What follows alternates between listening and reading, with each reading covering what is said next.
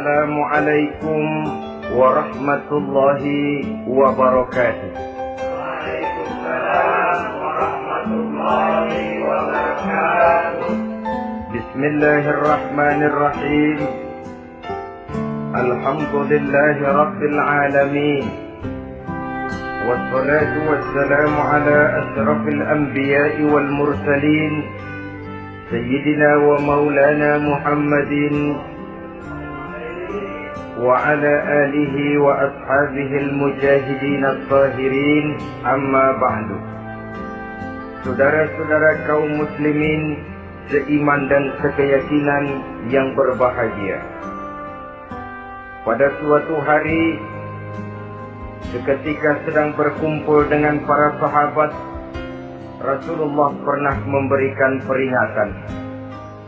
Beliau bersabda, yushiku an tada'a alaikumul umamu kama tada'al akanatu ala qas'atiha.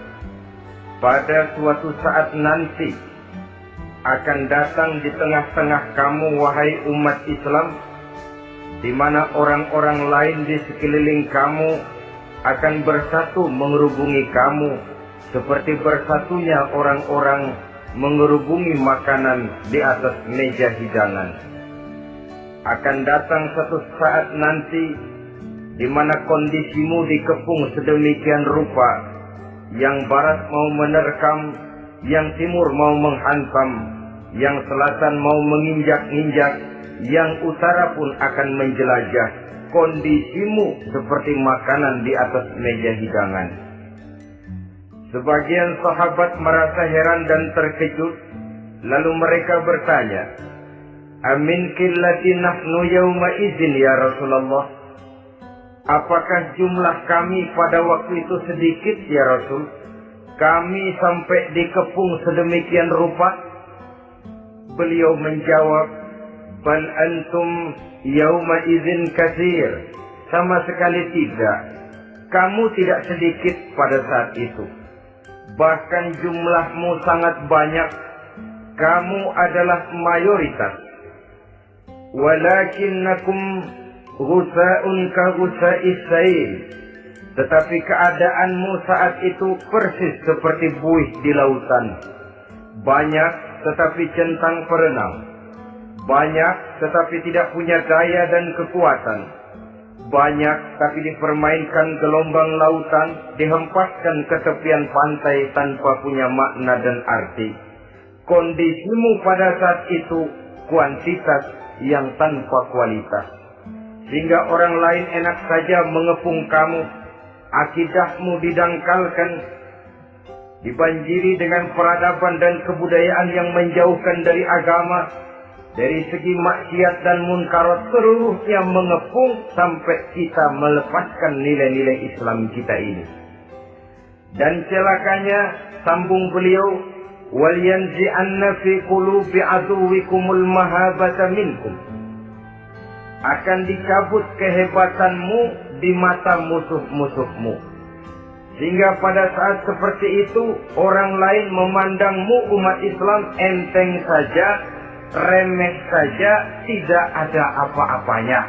Sudahlah, pokoknya umat Islam sikat saja. Umat Islam enteng, umat Islam kecil, umat Islam tidak ada apa-apanya. Alangkah ironinya, alangkah menyedihkannya, memilukan dan sekaligus memalukan. Umat yang mayoritas ini dipermainkan oleh yang minoritas. Umat yang jumlahnya terbesar, terbanyak, bahkan konon menurut catatan sampai 90%, tapi dipermainkan oleh mereka kelompok-kelompok kecil ini. Wal yakzifanna fi qulubikumul wahn. Pada saat itu di hatimu dicampakkanlah penyakit wahan. Sahabat kemudian bertanya, wa mal wahnu ya Rasulullah? Apakah penyakit wahan itu ya Rasul? Beliau menjawab, hubbud dunya wa karahiyatul maut. Penyakit wahan itu tidak lain hubbud dunya wa karahiyatul maut. Terlalu cinta kepada dunia dan terlalu takut kepada mati. Materialistis dan takut resiko. Dua penyakit inilah yang menyebabkan walaupun umat ini mayoritas, tapi dipermainkan oleh yang minoritas. Walaupun dia golongan terbesar, tapi nasibnya seperti makanan di atas meja makan. Dari segala macam penjuru mau menghantam dia. Saudara-saudara kaum muslimin yang berbahagia, ini merupakan analisa sosial bahwa pada suatu saat nanti akan terjadi di tengah-tengah umat di mana kita dihantam dan diserbu dari segala macam penjuru. Akidah didangkalkan, peradaban dan kebudayaan dirusak, makanan dan minuman diracuni, pakaian ditelanjangi dan lain sebagainya, sampai kita melepaskan nilai Islam yang kita cintai ini. Kondisi sosial ini satu saat akan datang kepada kita. Demikian analisa dan peringatan dari Rasulullah Sallallahu Alaihi Wasallam. Marilah sekarang kita melihat, adalah benar bahwa di zaman sekarang kita insya Allah tidak akan mengalami perang Badar sehebat yang pernah dialami oleh Rasul dan para sahabatnya. Tetapi sesungguhnya perang yang kita hadapi di zaman sekarang ini tidak kalah hebatnya dengan perang Badar, tidak kurang dahsyatnya dengan perang Uhud, tidak kurang ngerinya dari perang Khandaq. Hanya saja yang kita hadapi sekarang ini bukan ujung pedang, bukan ujung tombak, bukan ujung panah. Yang kita hadapi sekarang ini adalah perang akidah, perang ideologi, perang mempertahankan keyakinan. Yang kalau kita kalah sekarang, kita memang masih beragama. Tetapi anak kita, cucu kita, generasi yang akan hidup 5, 10, 20, 30 tahun yang akan datang, wallahu a'lam bishawab. Islam, saudara-saudaraku, tidak mungkin hilang dari dunia. Tetapi tidak mustahil Islam gulung tikar dari desa kita. Tidak mustahil Islam gulung tikar dari kampung dan kota kita, jikalau kita tidak menjaganya, jikalau kita tidak memeliharanya, bahkan jikalau kita tidak mewariskannya kepada anak-anak kita, generasi yang akan datang. Marilah kita mengingat sejenak bagaimana Islam di Spanyol yang pernah jaya, pernah mewarnai daratan Eropa, dan yang sekarang hanya sekedar tinggal ceritanya saja. Ini pernah diperingatkan oleh Rasul dalam satu hadis, sayati ala ummati zamanun la yabqal Islam illa ismun wala minal Quran illa rasmun.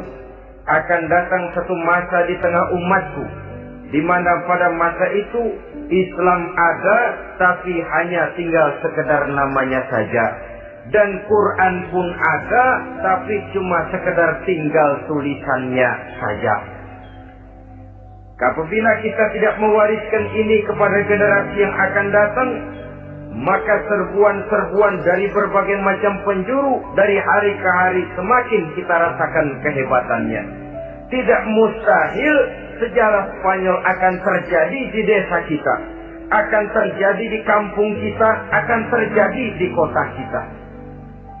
Orang Spanyol, kalau mereka cerita kepada anaknya, mereka akan cerita, "Nak, di sini dulu ada masjid."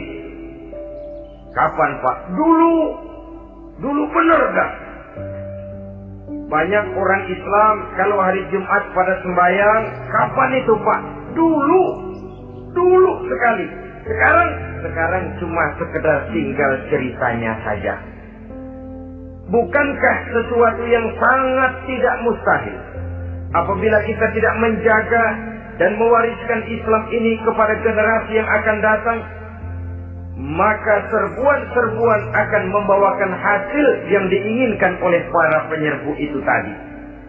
Kita sudah menjadi umat yang mayoritas, tetapi umat yang mayoritas ini menurut Rasul dikepung sedemikian rupa, akidahnya didangkalkan, peradaban dan kebudayaannya ditekan sedemikian rupa, kehidupan sosialnya dibuat individualis, Kemudian dari segi pergaulan, pakaian, makanan, minuman dan sebagainya diracuni sampai dia tidak lagi berpegang teguh kepada agamanya. Dan dikala itu hilang kehebatan umat ini di mata musuh-musuhnya. Orang lain memandang kita ringan saja, enteng saja, satu umat yang sudah kehilangan wibawa. Padahal konon kabarnya kita mayoritas, tapi enak saja dikutak-kutik orang lain. Dan dikala itu di hati kita merajalela penyakit wahan. Penyakit wahan itu apa?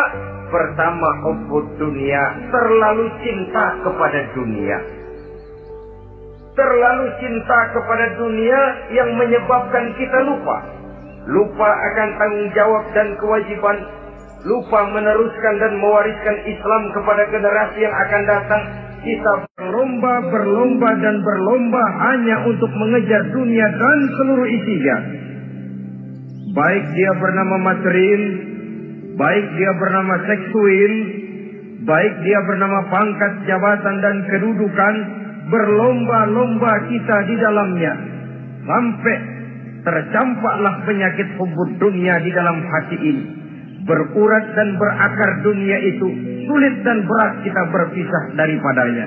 Akibatnya kemauan untuk berbuat demi dan atas nama agama sangat sulit terwujud di dalam kehidupan ini.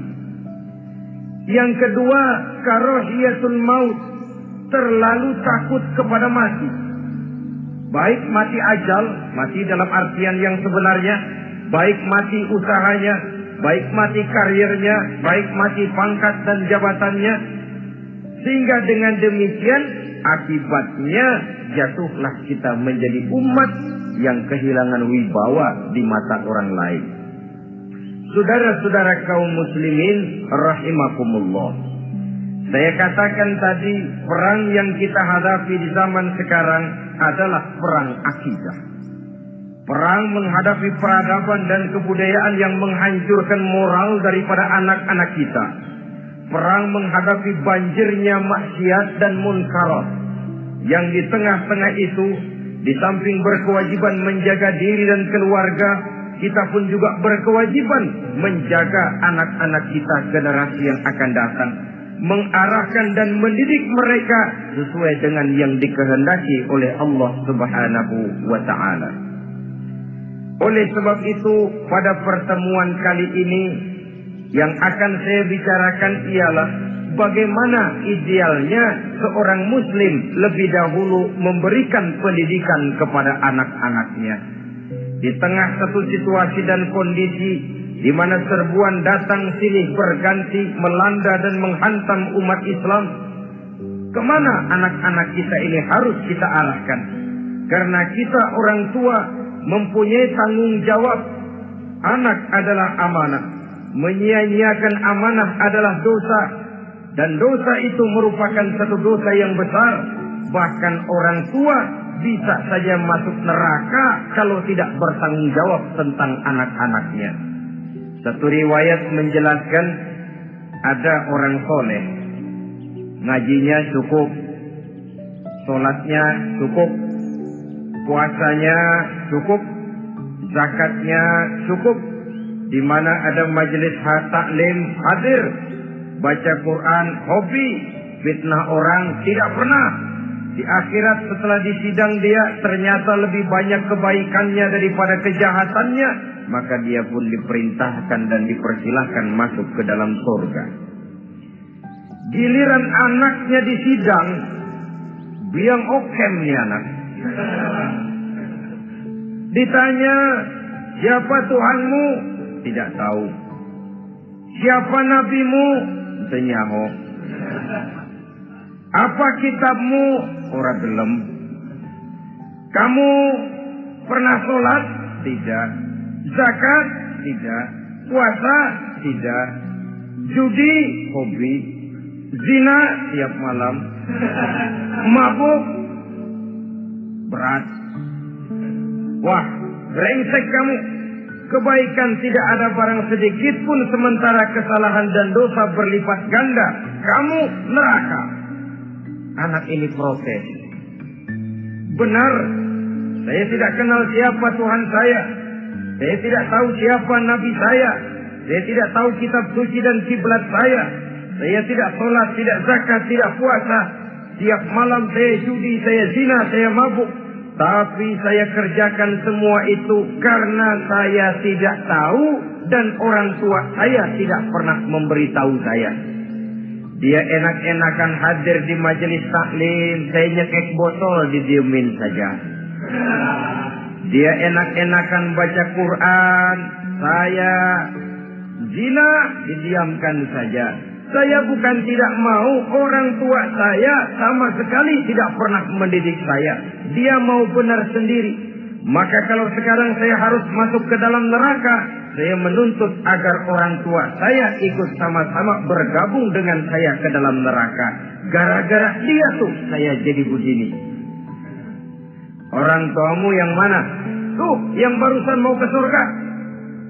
Ini orang tua yang sudah mau berangkat ke surga dipanggil. Sebentar dulu, Mas. Ini benar anak kamu? Iya, Pak. Waktu di dunia kamu tidak pernah ajarin dia ngaji? Sampai dia tidak kenal Tuhannya, tidak kenal nabinya, tidak kenal kiblat dan kitab sucinya? Iya, Pak. Dia tidak sholat, kamu diamkan saja. Dia tidak puasa, tidak zakat, kamu bersikap masa bodoh. Bahkan dia judi, dia zina, dia mabuk, kamu pun berdiam diri saja. Iya, Pak. Tahukah kamu bahwa anak ini adalah amanah? Menyia-nyiakan amanah artinya khianat, dan khianat adalah dosa yang sangat besar. Kamu tidak bertanggung jawab, maka kamu, anakmu gabung ke dalam neraka. Saudara-saudara kaum muslimin rahimakumullah. Itu sebabnya Allah pesan benar-benar, ya ayyuhalladzina amanu qu anfusakum wa ahlikum nara. Hai orang-orang yang beriman, jaga dirimu dan keluargamu, istri, anak, orang-orang yang menjadi tanggung jawab dan kewajiban kita, jaga dan pelihara mereka dari api neraka. Saudara-saudara kaum muslimin, lalu kalau kita orang-orang tua yang hidup di zaman sekarang ini sudah sering beristighfar, mengurut dada, melihat situasi, membaca peta keadaan, konon tantangan yang akan dihadapi oleh anak-anak kita 15, 20, 25 tahun yang akan datang jauh lebih berat dari apa yang kita hadapi sekarang ini.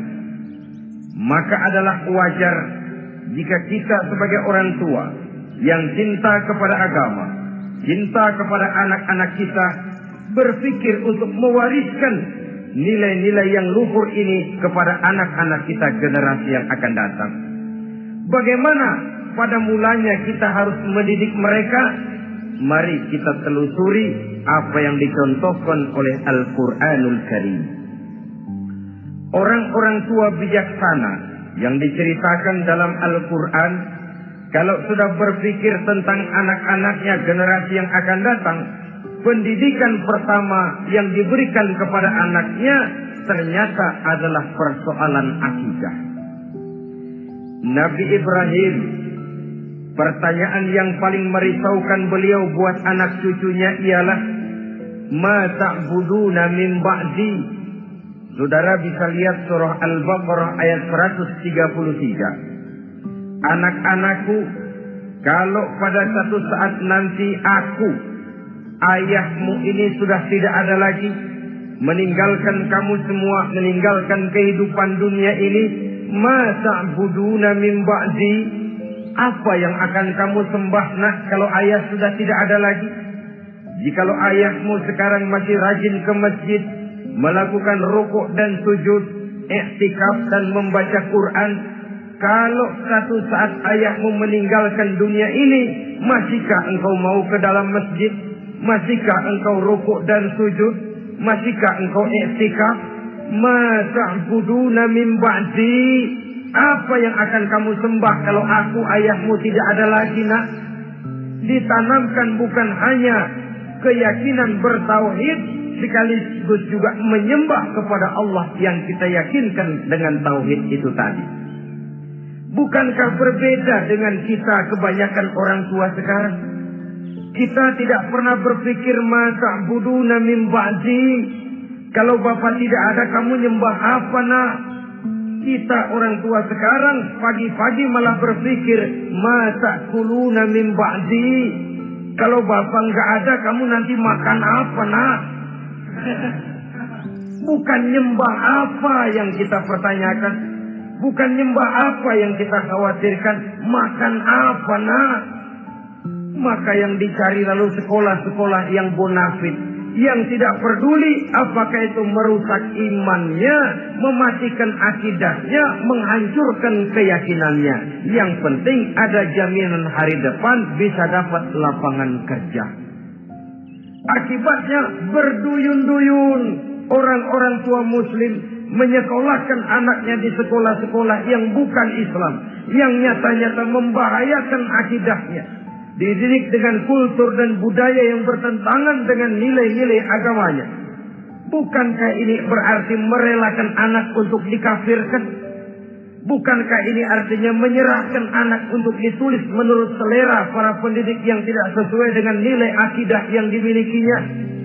Mengapa kita tidak berpikir seperti Nabi Ibrahim yang sebelum memberikan pendidikan kecerdasan, sebelum pendidikan matematika, IPS, PSPB dan disiplin ilmu lainnya, yang pertama ditanamkan ma ta'buduna min ba'di. Kalau ayahmu tidak ada, kamu menyembah apa nak?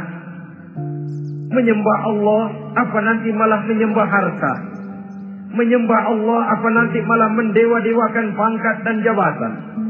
Menyembah Allah, apa malah nanti menyembah alam? Itu yang dikhawatirkan Nabi Ibrahim kepada generasi yang akan datang. Dan itu saudara-saudara yang seharusnya mengkhawatirkan kita kepada anak-anak kita, generasi yang akan datang. Lihatlah serbuan akidah di zaman sekarang ini. Dimanfaatkan kemiskinan kita umat Islam. Diberikan kita tawaran berupa beras, pakaian, obat-obatan, kalau perlu beasiswa, asal bisa melepaskan keislaman kita ini. Bertahap, sedikit demi sedikit, step by step, shibran bi shibrin wa zira'an bi zira'in. Dan harus saya ingatkan, orang di zaman sekarang tidak mungkin menghantam Islam secara frontal. Tidak mungkin menghantam Islam terang-terangan, apalagi mengerahkan satuan militer. Tidak. Orang berhitung bagaimanapun kondisi dan kualitasnya umat Islam, mereka masih punya satu modal penting, fanatisme agama. Kalau ini disulut, api jihad segera berkobar, dan hanya maut yang bisa menghentikan orang yang dibakar dengan semangat jihad. Orang tahu itu. Betapa Uni Soviet kedodoran menghadapi mujahidin Afghanistan yang disulut oleh semangat jihad yang berkobar dengan persenjataan yang primitif ketimbang persenjataan Uni Soviet. Entos mereka pantang surut mundur ke belakang. Jadi jangan mimpi bahwa orang mau menghantam Islam ini dengan melarang pengajian, meruntuhkan masjid, menyegel pondok pesantren. Tidak. Melarang orang sholat. Tidak. Kalau perlu masjid diperbanyak, musola diperbesar. Tapi bikin itu masjid seperti museum. Besar, megah, mercusuar, tapi bikin seperti museum. Tempat orang kagum, tempat orang memuji, tapi sunyi dari nilai-nilai ibadah. Saudara-saudara kaum muslimin, untuk sampai kepada penghantaman akidah, jalan yang paling mudah dirintis sekarang ini secara bertahap dan sistematis memisahkan umat Islam dari Islamnya. Biarkan mereka bernama Muslim. Biarkan di atas kartu penduduknya tertulis agama Islam. Tapi tanamkan budaya-budaya yang menyebabkan cara bergaul mereka, cara berumah tangga mereka, cara bertetangga mereka, sampai kepada cara mereka berpakaian, cara mereka bergaul, cara mereka makan dan minum, Cara mereka mendidik dan menyekolahkan anak sama sekali tidak lagi mencerminkan nilai-nilai yang Islami. Itu sudah satu usaha yang paling praktis, memisahkan umat Islam dengan Islamnya. Kalau sadarlah kita ke arah ini usaha orang di zaman sekarang, maka yang harus pertama kita tanamkan kepada anak-anak kita, didik mereka dengan jiwa tauhid yang mengkristal di dalam batinnya, meresap sampai ke tulang sumsumnya, yang tidak akan sampai pun nyawa berpisah dari badannya. Akidah itu tidak akan berpisah dari hatinya. Bahkan dia sanggup dengan tegar berkata, lebih baik saya melarat karena mempertahankan iman daripada hidup mewah dengan menjual akidah. Satu khitbah, satu garis kehidupan yang perlu kita wariskan kepada anak-anak kita, generasi yang akan datang. Dahulu ada satu tradisi, saudara-saudara. Kalau anak gadis kita dilamar orang lalu bertanya, anakmu mau ngelamar gadis saya, apa sudah khatam Quran berapa kali? Apa sudah bisa baca kitab macam-macam dan lain sebagainya? Sehingga lahirlah satu kebanggaan. Apapun motifnya, tapi pertanyaan semacam ini zaman sekarang sudah langka. Paling-paling yang ditanya kalau anaknya dilamar orang, anakmu kerja di mana? Gajinya sebulan berapa? Kendaraannya bebek apa soal apa-apa? Itu yang kita pertanyakan, berkisar di seputar materi, kerja, job, status sosial dan lain sebagainya. Perkara bisa baca Quran atau tidak, nomor 18. Perkara sembahyangnya rajin apa tidak, nomor 36. Saudara hadirin, akibatnya terjadi pergeseran nilai. Maka mendidik anak menurut tuntunan Quran adalah seperti yang diberikan contoh oleh Luqmanul Hakim, yang diceritakan dalam surah Luqman mulai ayat 11 dan selanjutnya. Apa pendidikan pertama yang harus kita berikan kepada anak? Pertama, ya bunayya la tusyrik billah. Wahai anakku, jangan sekali-kali engkau menyekutukan Allah. Jaga tauhid, pelihara iman, mantapkan akidah. Ini dasar yang pertama. Belum lagi anak mengenal berbagai macam disiplin ilmu, yang pertama ditanamkan tauhid. Ini yang mendasari kehidupan. Ini yang akan mewarnai dan menjadi warna dari kepribadian seseorang. Sentuhan jiwa tauhid di dalam diri si anak. Belum lagi sempat dia kenal yang lain. Yang pertama yang kita tanamkan, kita wariskan, kita berikan, la tusyrik billah. Jangan sekali-kali menyekutukan Allah. Nah, kalau ini sudah tertanam, ini sudah merupakan satu fondasi yang kuat. Selebihnya nanti tinggal melihat bakat si anak, kemana dia harus dididik ini. Yang terpenting nilai iman lebih dahulu tanamkan. Dan untuk menghancurkan nilai keimanan, saudara-saudara, saya katakan, ingatkan kepada hadis di awal tadi, dikepung kita dari berbagai macam penjuru agar bila bisa melepaskan nilai-nilai iman dan keyakinan. Proses pendangkalan akidah, ditanamkan keraguan kepada agama, ditanamkan rasa malu beragama, sholat malu, baca Quran malu, berangkat ke masjid malu, pakai jilbab malu. Ditanamkan rasa malu beragama, sehingga bertahap sedikit demi sedikit kita mulai berpisah dengan kehidupan beragama. Ditanamkan hal yang sedemikian rupa dari berbagai macam penjuru. Dihantam akidah, akidah kuat. Dihantam dari segi peradaban dan kebudayaan. Diperbanyaklah peradaban dan kebudayaan yang bukan mendekatkan kita dengan agama, malah mendekatkan kita dengan neraka. Menjauhkan kita dari agama, menjauhkan kita dari nilai-nilai luhur yang diwariskan oleh orang-orang tua kita terdahulu. Adalah kewajiban kita yang pertama, mendidik anak, menanamkan roh, jiwa, dan semangat tauhid di dalam diri mereka. Saudara-saudara kaum muslimin rahimakumullah, kenapa kita lebih dahulukan menanamkan jiwa, roh, dan semangat tauhid ini kepada anak-anak kita? Pertama, kita tidak hanya ingin sekedar mempunyai anak yang pintar, tetapi lebih daripada itu kita pun ingin mempunyai anak yang benar.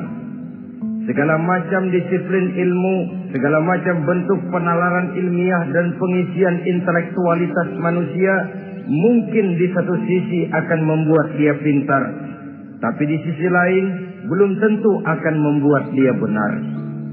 Nabi pernah memberikan peringatan, man izdada ilman wa lam yazdad huda lam yazdad minallahi illa bu'da. Orang yang hanya bertambah ilmu pengetahuannya tapi tidak bertambah hidayah dari Allah, tidak makin mantap keimanannya, maka seluruh nilai-nilai ilmunya hanya akan menjauhkan dia dari Allah Subhanahu wa ta'ala. Dan adalah lebih merupakan azab daripada nikmat kalau kita diberikan ilmu pengetahuan yang hanya akan menyebabkan kita semakin jauh dari Allah Subhanahu wa ta'ala. Yang kedua, sesungguhnya roh, jiwa, dan semangat tauhid yang melekat dalam diri anak pada puncaknya akan melahirkan satu disiplin murni yang tumbuh dari dalam dirinya sendiri, di mana si anak dalam kehidupannya merasakan dimanapun dia berada, kemanapun dia pergi, ia selalu merasakan kehadiran Allah dekat dalam hidupnya. Ia sadar sesadar-sadarnya bahwa tidak ada satu perbuatan yang bagaimanapun kecilnya yang bisa disembunyikan dari kekuasaan Allah Subhanahu wa ta'ala. Yang ketiga, dengan penanaman roh, jiwa, dan semangat iman ini, maka diharapkan anak-anak nanti pada pertumbuhannya sanggup mengendalikan hawa nafsunya. Dengan kata lain, bahwa penanaman jiwa tauhid, penanaman roh dan semangat keimanan ini merupakan kondisi dasar yang harus dilakukan sebelum yang lain-lainnya. Kemudian pendidikan kedua yang diberikan oleh Al-Quran melalui contoh dan model dengan Luqmanul Hakim ini, setelah menanamkan tauhid, ditanamkanlah kepada si anak ini rasa hormat kepada orang tuanya. Wa wasainal insana biwalidayhi, dan kami wasiatkan kepada manusia untuk berbakti kepada ibu bapaknya. Hamalathu ummuhu wahnan ala wahnin, karena ibunya telah mengandungnya dengan kepayahan di atas kepayahan. Maksudnya dengan kepayahan dan kelelahan yang berlipat ganda. Sehingga ketika Rasul ditanyakan orang, "Ya Rasul, siapa yang paling harus saya taati di dunia ini?" Beliau menjawab, "Ibumu." Kemudian, "Siapa lagi ya Rasul?" "Ibumu." Setelah itu, "Siapa lagi ya Rasul?" "Ibumu." Dan kemudian, "Siapa ya Rasul?" "Bapakmu." Ibu, ibu, ibu, bapak. Bahkan al-jannatu tahta aqdamil ummahat, surga berada di bawah telapak kaki ibu. Bagaimana menanamkan rasa hormat kepada orang tua di hati anak? Tentu yang pertama, bagaimana orang tua bisa memberikan keteladanan.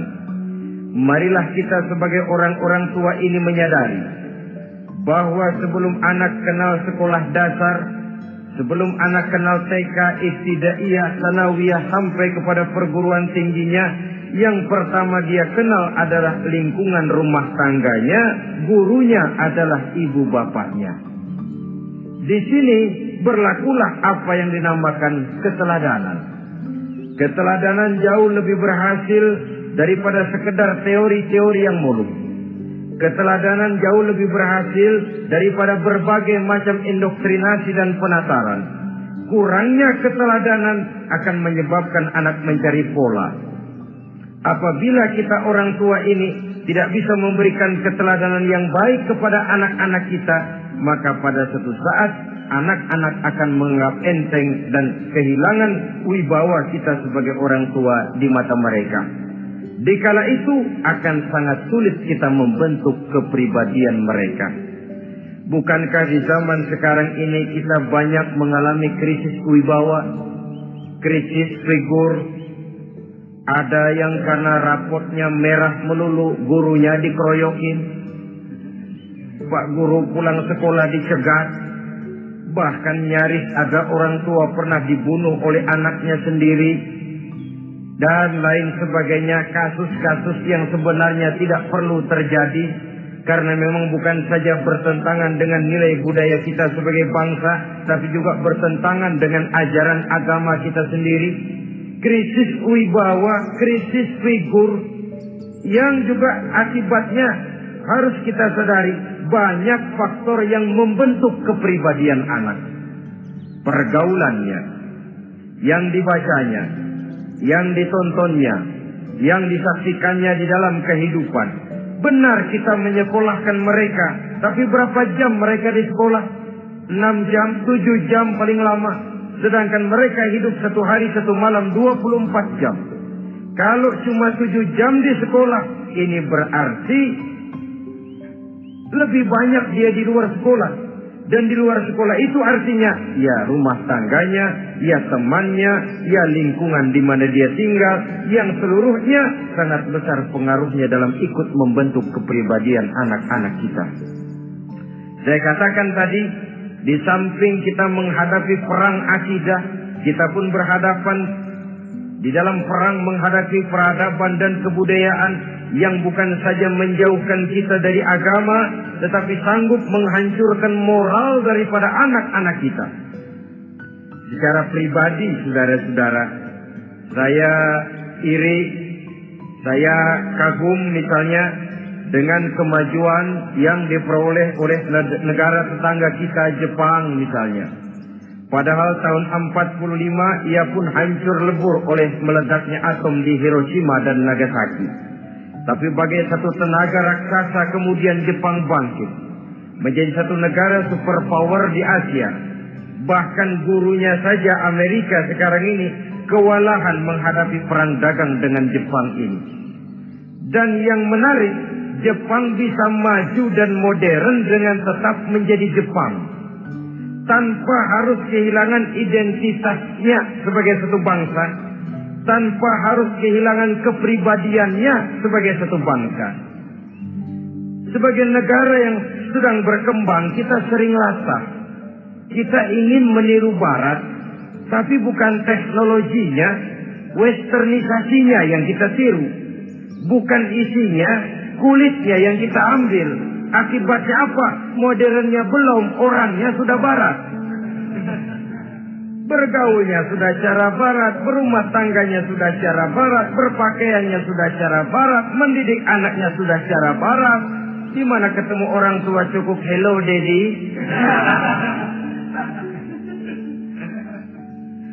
Kulitnya kita ambil, sementara isinya kita campakkan. Ironi dan menyedihkan.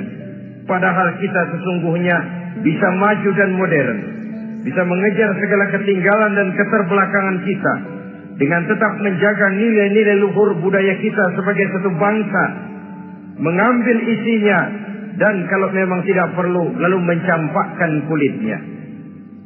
Pengaruh peradaban dan kebudayaan yang menghancurkan moral daripada anak-anak kita, oleh pesatnya arus teknologi, oleh pesatnya arus komunikasi, di mana hal-hal yang terjadi di belahan dunia lain dapat kita saksikan hari ini juga melalui layar televisi, yang terjadi di Amerika, di Eropa, di Afrika, di ujung dunia yang paling ujung sekalipun.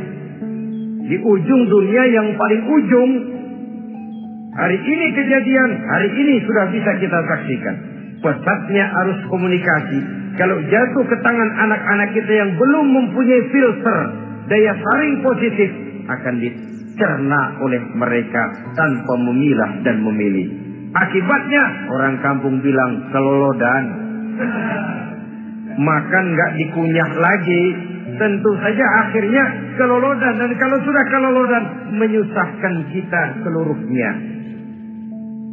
Oleh karena itu budaya menghormati orang tua perlu dijaga, perlu dipelihara dan diwariskan kepada anak-anak kita. Tali silaturahmi sehingga ada respeknya kepada orang tuanya. Jangan bapaknya dianggap CS, ibunya dianggap CS, kakeknya dianggap CS. Hilang rasa respek, hilang rasa menghormati. Sementara orang tua sendiri tidak bisa memberikan keteladanan, kurang mendapat perhatian dan lain sebagainya. Apalagi kalau baik ibu maupun bapak adalah orang-orang karier yang setiap hari sibuk menghadapi tugas masing-masing.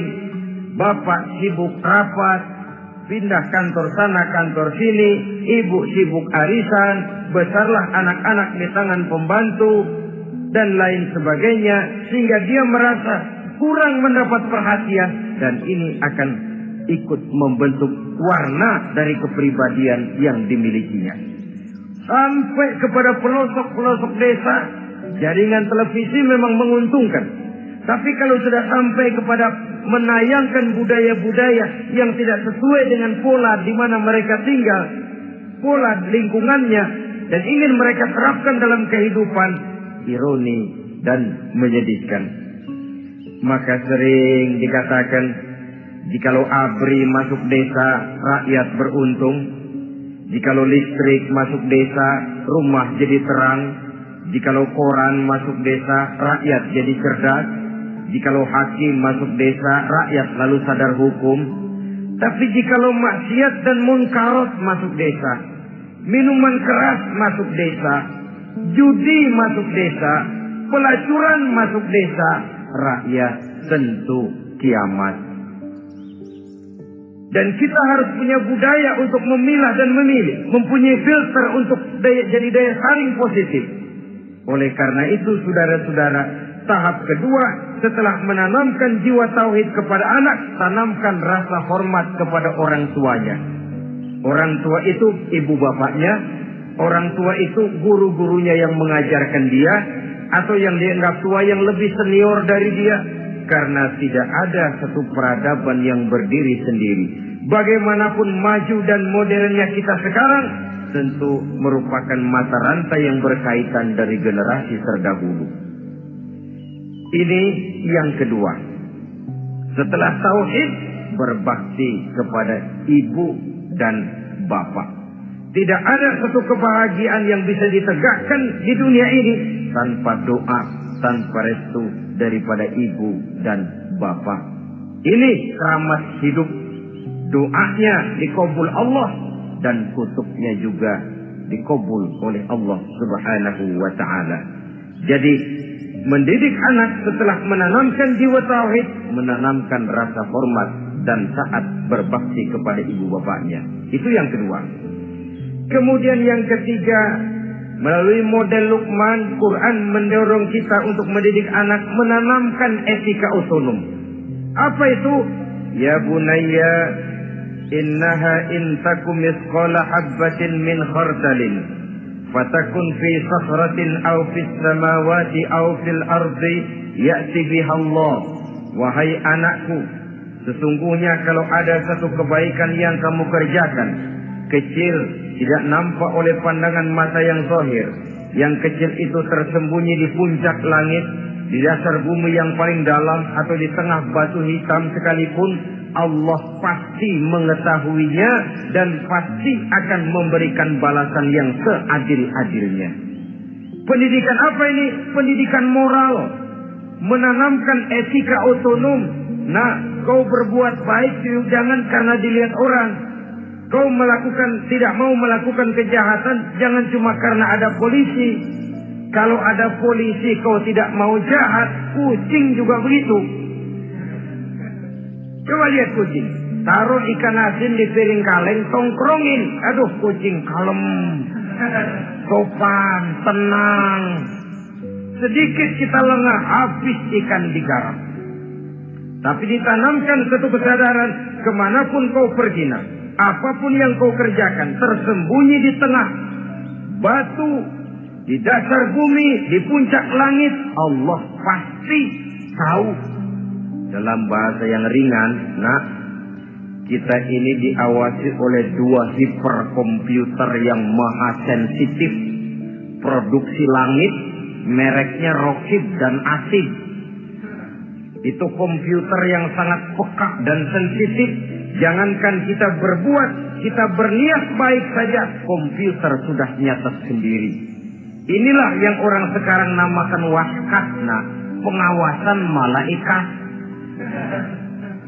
Kalau hidup sudah merasa diawasi oleh malaikat, waskat berhasil. Tapi kalau waskat sudah diawasi malah nekat, itu yang gagal. Atau yang diawasi dan yang mengawasi sama-sama sepakat, nah itu juga bisa cincai. Saudara-saudara kaum muslimin rahimakumullah.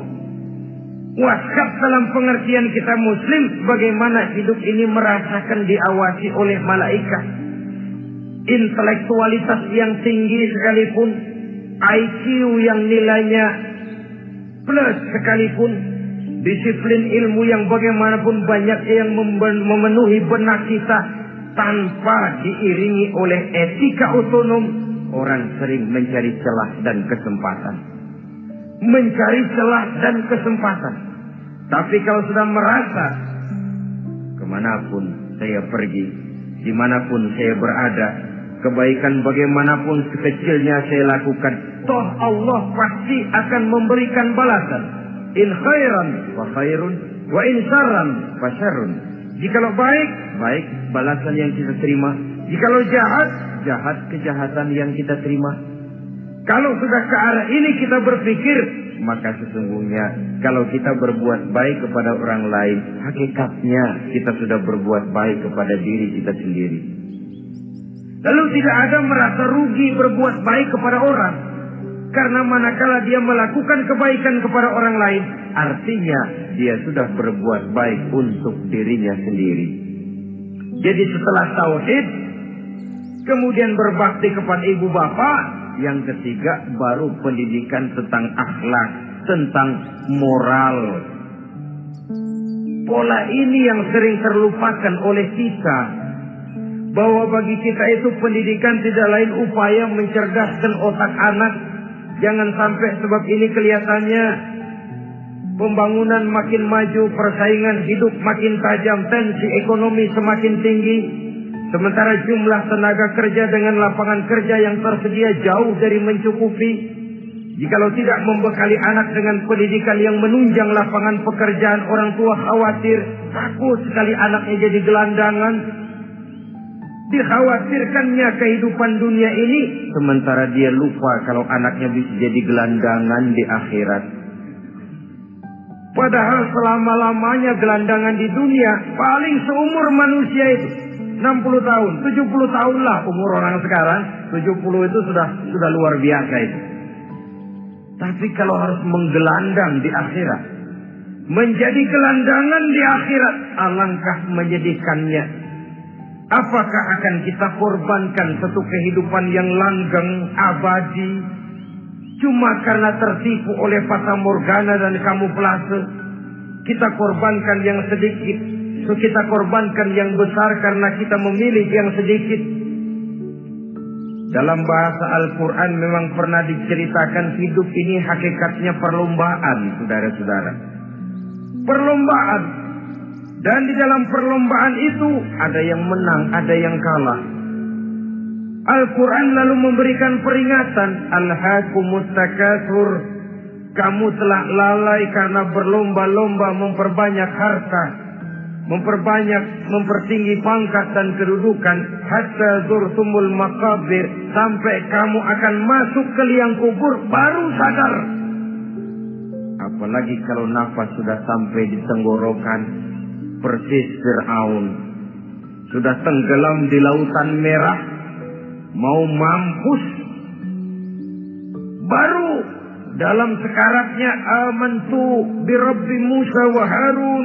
Kalau begini caranya, saya juga percaya kepada Tuhan Musa dan Harun, percaya kepada Allah.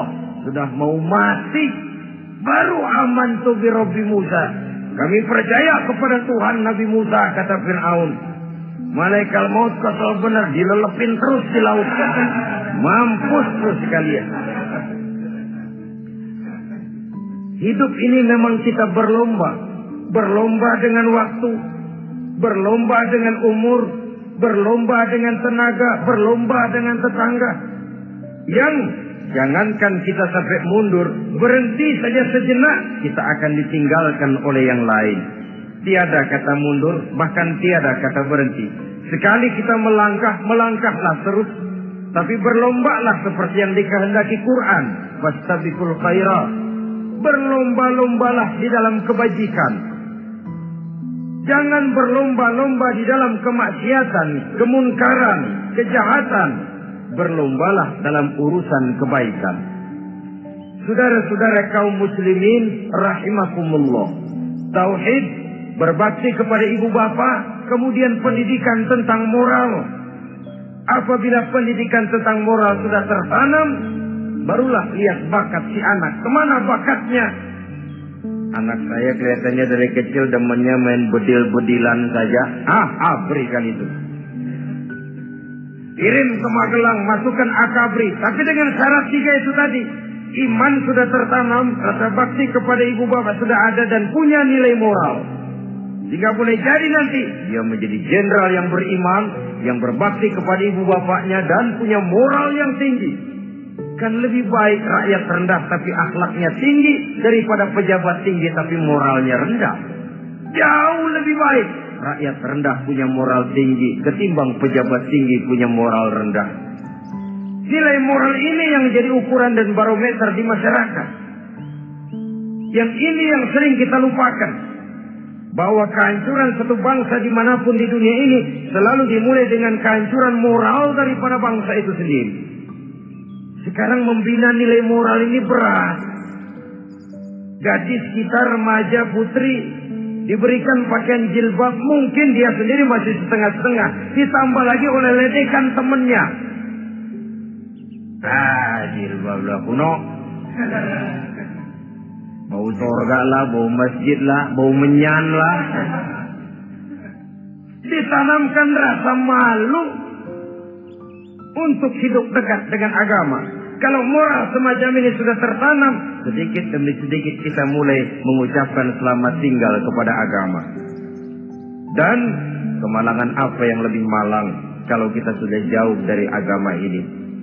Bukankah Islam telah menyelamatkan manusia dari penyakit jahiliyah dan membawanya kepada satu kehidupan yang maju dan modern? Kalau kita tinggalkan Islam ini, bukankah artinya kita akan kembali kepada satu zaman jahiliyah? Hanya saja jahiliyah itu berada di abad modern. Versinya tentu lebih modern. Kalau zaman jahiliyah dulu mabuknya pakai arak, zaman sekarang sudah macam-macam orang bisa mabuk. Kalau zaman jahiliyah dulu anak perempuan dikubur hidup-hidup, zaman sekarang kadang-kadang belum sempat lahir ke dunia, malah sudah dibunuh lebih dahulu. Versinya saja yang berbeda. Kalau di zaman jahiliyah dahulu manusia menyembah batu yang bernama Latta, Uzza, Manat dan Hubal.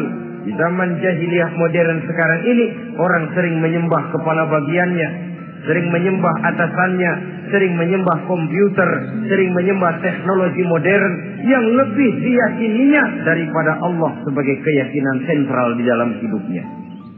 Saudara-saudara kaum muslimin rahimakumullah.